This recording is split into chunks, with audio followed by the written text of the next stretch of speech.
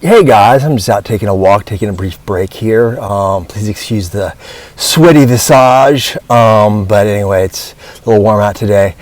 Doing really well with my walks, getting close to 10,000 steps, not $10,000, I wish it was $10,000 a day, but 10,000 steps, which is great considering just a few months ago I was just walking to the corner and back at my house, so pretty happy about that. So what do I do on my walks? You can see from my earbuds that I listen to music. I also listen to podcasts. Right now I'm actually listening, conveniently enough, to one called Thanks Cancer. It's hosted by these two women who are from the Boston area, have both been through breast cancer, and continue to go through facing off against breast cancer. I like it because it's not depressing at all. It's the idea of the podcast is that they make the one that they wish that they had existed when they were going through their initial phases of treatment.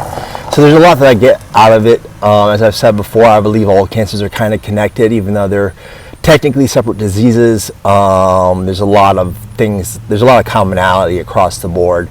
Anyway, Thanks Cancer, you can hear it on their website for free, thankscancer.com. It's on iTunes. It's on Google Play. It's all over the place. But anyway, I definitely recommend checking out if you have cancer or don't have cancer. Because I think also too it'll help you if you have a loved one, which is probably everyone who's watching this, and it'll at least help you understand the experience of what we cancer endurers go through on a daily basis. Anyway, the reason why I'm talking so much about this particular podcast is because this is actually a special episode of Brain Cancer Diaries. It's a joint episode. I'm actually doing it with Thanks Cancer. I'm interviewing them, they're interviewing me. Their episode will probably be radically different than what I do with it. But anyway, check it out. Check out the podcast, check out this episode, and I hope you get something from it.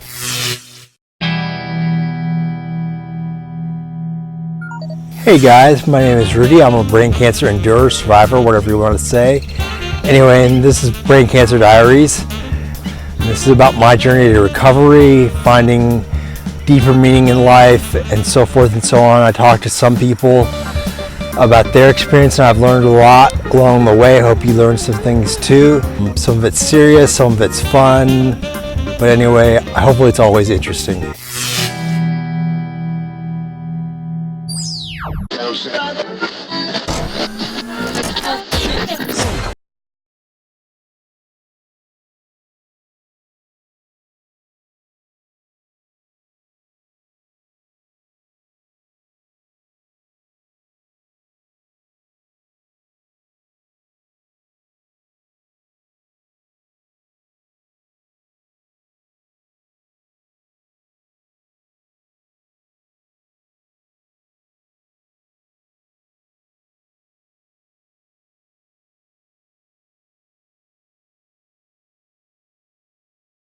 So am I thanks or am I cancer? Be thanks, I'll be cancer. Cancer's powerful. So Thanks is powerful too. I am Leanna House. And I'm Mimi Hall. And we are Thanks Cancer, and we are on video this time, which I realized as we started recording, I was like, I have to worry about what I look like. It's our video debut, so thank you for having us. Yes, we really appreciate that. But I'm Leanna House. I was diagnosed in 2016 with breast cancer. Hormone positive, HER2 septum negative for people who are interested in things like that. I was stage 3. I went through chemotherapy, a single mastectomy, and radiation, and reconstruction, and I'm living my best life, I guess. 2 years later, almost 3, I guess. Yeah. So I'm no evidence of disease and hoping to stay that way. And I'm Mimi, and I was diagnosed, it's almost 4 years ago now, so that feels pretty good to say, going on 4 years. I was diagnosed with pretty aggressive stage 2B, grade 3, HER2 positive breast cancer. I did not test positive for the BRCA gene or anything like that. And but it was pretty aggressive. I had 4 tumors to my right breast. I decided to get a bilateral mastectomy with immediate reconstruction, which is not immediate, the name implies. And and here I am. Like all those reconstructions later, I finished up about, totally with all the surgeries and everything, writ large, after a lot of chemotherapy and whatnot. about 2.5 years after the journey started. And so Leanna and I met. And I promptly insulted her, and we've been best friends ever since. I liked it. So one of the things I enjoy about the Thanks Cancer podcast is that you guys are fairly blunt. You're not afraid to swear and talk in sort of honest terms, like your doctor won't, or people won't. So, or a lot of people. I mean, I wouldn't want my doctor to be like us. I don't know. I would be fine with it. Yeah, I would not. We differ. We do differ a little bit. A little bit. You guys are from the Boston area, right? You're in Knoxville, Tennessee, being treated in a different state? Yeah, right? I go to Duke now because of what I've been through. Because this has been like a 5-year journey to even get diagnosed. So the most recent diagnosis I had actually was allergies. What? Eastern Tennessee it has one of the highest pollen counts in the United States. Yeah. So they thought it was maybe related to that. I used to be heavily involved in martial arts, so they thought maybe it was a pinched nerve or something in my neck. Right. Inflammation from all the whacking around and stuff. Yeah, and then so they thought that I had allergies. It was one of the things, and then also, of course, exhaustion, like Mariah Carey. Right. No, the exhaustion's real. Like that was one of my first symptoms too. Was just feeling so tired, like on a beautiful June day, like wanting to go to bed. You know what I mean? Like it's something very powerful. This kind of exhaustion. So so breast cancer people call themselves? I do not call us this, but they call themselves breasties. Oh God, it's awful. I know. To me, for me. Is there? Me too. I cannot say that unironically. That's not my thing. We're not breasties. No. I don't really like you anyway. You're my friend. So, what do brain cancer? It's a good question. I don't think there's really a good answer for that. Well, no. Can we call brain cancer people brainiacs? I love that. It sounds cool. So run with it. Hey, run with that.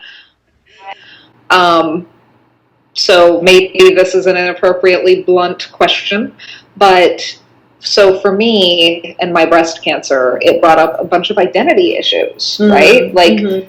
What I didn't identify readily as a cancer person, and then going through like the emotional and psychological effects of what that does to your identity, and your body betrays you, right? So I had a bunch of identity issues, and I wonder if it's like an additional layer because it's brain cancer, because my identity doesn't sit in my breast the way that I feel like it sits kind of in my head. It's weird because, I think like yourself, I don't think of myself as a cancer person. I just feel like I'm having a really crappy year. I mean, but then to kind of finish the question in terms of identity, you might be able to tell I'm a little bit of a type A personality. Triathlete. No big deal. Martial arts, just cash. Yeah, just decided to start this video log or whatever this is. So in that sense, it's forced me to slow down probably about. Sorry, this is my dog just throwing stuff around in the background. It's forced me to slow down about 700%. Well, with your experience in martial arts, I imagine that you know what your body is capable of. Yeah. You know what you can endure, and that you've been through hard things, so maybe it makes it easier. Like I recognize the same thing in athletes. Athletes, I think, have an easier time going through cancer because more what your body is capable of, and you've pushed those limits before. So our subtitle is Victories in the Dark for our podcast, and I think that's sort of what we're talking about here, because I think when you're doing athleticism or changing your life in any sort of way, there's usually some pain involved, and I think that's what we're talking about here, is you find these victories and growth through pain and expanding. I mean, my doctors actually did tell me, by the way, that because I've been pretty athletic and, I'm a Bikram yoga teacher and I've done a lot of running and stuff like that. They told me, they were like, this is going to help you because your body's done a lot of muscle repair and you're used to a level of pain that you don't even realize. Yes, you want to say hi, everybody, Eliana? This is my eldest daughter. She's 5. No, this is Eliana. This is my eldest daughter. Adorable child. Yeah, so we have a special guest. Name. It's Mimi and Leanna. Leanna and Eliana, that's like basically the same letters. Similar name. And they're just talking to me about cancer. What do you think about cancer, Eliana? Yeah, no, it's not the best. We don't like it. We like to laugh at it and sort of make fun of it sometimes. We'll be done in a little bit. Can you leave me alone? I'll come see you in a little bit, okay? Adorable. Yeah, so she's 5, and I have another daughter who's 3. I can hear her in the background. That's awesome. There's this stage when you're in treatment, which is sort of the acute stage, and it's almost easier in some ways because I was exhausted like you are. Probably not to the extent, but I was sleeping like 18 hours a day at a certain point. And then I got through that, and then I expected everything to be better again. And it was not. Because you end up going back to work. Spoiler alert. Right, you end up going back to work and back to your normal life, and then you have to adjust to, okay, you can accept the new baseline, but where do you find that, and how do you design your life to that? So there's this period afterwards, and that's one of the reasons we started the podcast, too, was not just for the stage of that critical stage, but that stage, like, sort of the stages in between the critical stuff, and then the stage afterwards, which hopefully exists. For some of us it doesn't, but, you know, for all of us, if we do continue living after that diagnosis and treatment, there's weird afters, and I know that if I get a recurrence, it's going to be a different new after that too. You know, it's been kaleidoscopic, and one of the things we've been reflecting on is like, who has a cancer posse to turn to in these times, and like, who on earth wants to make friends?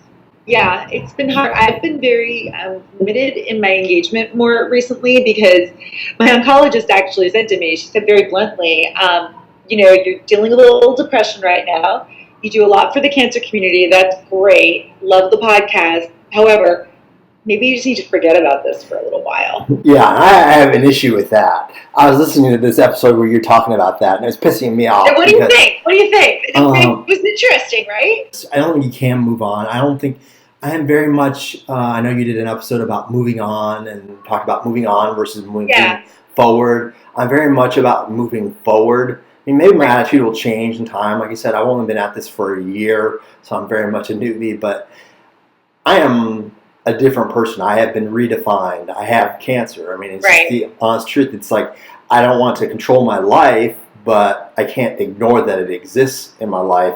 And I think saying just forget about it, I think that's not a healthy attitude at all. So that's kind of my raw take on that. Yeah, that was a reaction. I respect that. I had a different reaction, but I totally respect her reaction. I was surprised that she said it. Well, I don't think it's helpful to, like, ignore something and just put it in the corner and think that you can just not look at it and it'll be fine. Like, you need to incorporate it into your new self, your future self. You have to cohere your experiences, and you can't do that by, like, making a room and, like, just not opening it. And to be fair to my oncologist, she did say, she prefaces by saying, if it's feeding you and making you feel good, that's great. That we're able to, the fact that so many women get breast cancer and that have paved the way for us has made our way so much easier too. I mean, it was uncomfortable going through the mastectomy, and it was uncomfortable going through reconstruction, but it was nothing like what our forebears went through in the 80s. Yeah. Nothing. Well, I mean, it's been so much better. Even talking about it has gotten a lot better because, like, 50 years ago, people weren't talking about this at all. And everyone certainly was moving on publicly. Like, you couldn't say breast or cancer in a lot of, like, publications or whatever. And we've had a lot of people who've had cancer that have been very public about it, like celebrities, and now it's politicians, wives. And so I think that it's a better climate all around. But this was awesome. Thank you so much for having us on. Yes, thank you for our YouTube debut. I think we did amazing. I just sat up more straight when we said that. Yeah. And if your viewers want to find us, we are on, we're at thankscancer.com, and we're on Instagram, Facebook, and Twitter as Thanks Cancer.